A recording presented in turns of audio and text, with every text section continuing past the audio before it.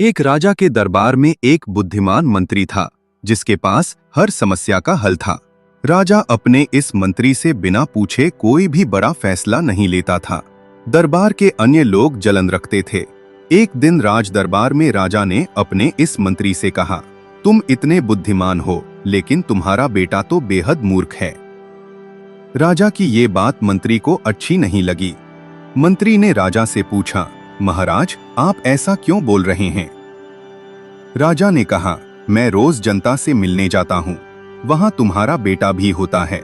मैं उससे पूछता हूँ कि सोना और चांदी में से कौन सी चीज सबसे ज्यादा कीमती है। तुम्हारा बेटा हर बार चांदी ही कहता है। राजा की बात सुनकर दरबार में मौजूद लोग मंत्री पर हंसने लगे। मंत्री को बुरा लगा।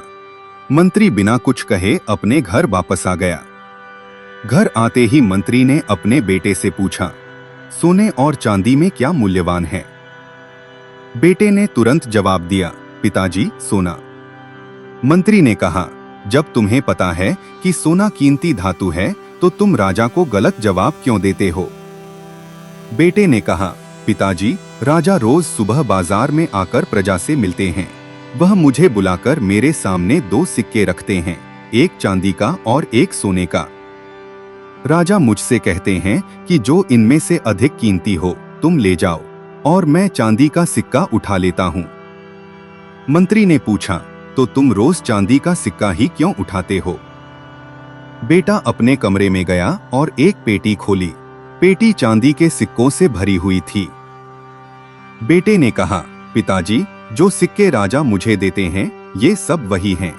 जिस दिन मैंने राजा को सही उत्तर दे दिया, राजा मुझसे ये सवाल पूछना बंद कर देंगे और मुझे रोज एक सिक्का मिलना भी बंद हो जाएगा। ऐसा होने से मेरा नुकसान होगा। अगले दिन मंत्री ने अपने बेटे की चतुराई राजा को बताई। राजा मंत्री के बेटे की चालाकी से बेहद प्रभावित हुआ। अपनी काबिलियत का दिखावा नहीं करना चाहिए।